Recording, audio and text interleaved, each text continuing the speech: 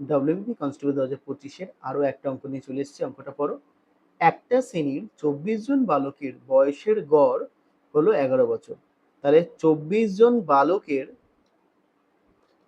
বয়সের গড় কত বলে দিয়েছে? 11 বছর। আচ্ছা, যখন তাদের শিক্ষকের বয়স যোগ করা হয় তখন গড় বয়স 1 বছর বেড়ে যায়। এই জায়গাটা খুব ইম্পর্টেন্ট, যে শিক্ষকের বয়স যোগ করার ফলে গড় বয়স কত বাড়ছে? 1 বছর বেড়ে যাচ্ছে। এই জায়গাটা ভীষণ ইম্পর্টেন্ট। দেখো, আমি যখন তাদের শিক্ষকের বয়স যোগ করছি তখন কি কি ঘটনা ঘটতে পারে?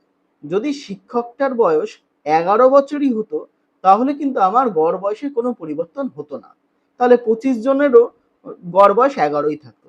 কিন্তু তা তো হলো না, গড় বয়স কি প্রত্যেকের ক্ষেত্রে 1 বছর বেড়ে যাচ্ছে, তাই তো? তবে নিশ্চয়ই শিক্ষকের বয়স এই যে তাদের যে গড় বয়স 11 ছিল তার থেকে বেশি। আচ্ছা, এবার কত বেশি সেটা হচ্ছে, এখন লোক সংখ্যা কত? 24, আর এই শিক্ষক মানে 25 জন। আর 25 জনের ক্ষেত্রে গড় বয়স কত বাড়ছে?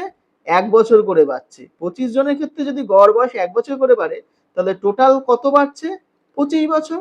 তার মানে নিশ্চয়ই শিক্ষকের বয়স 11 থেকে আরো 25 বেশি ছিল। তার মানে শিক্ষকের বয়স কত হবে? 11 প্লাস 25 মানে 36 বছর। বোঝা গেল?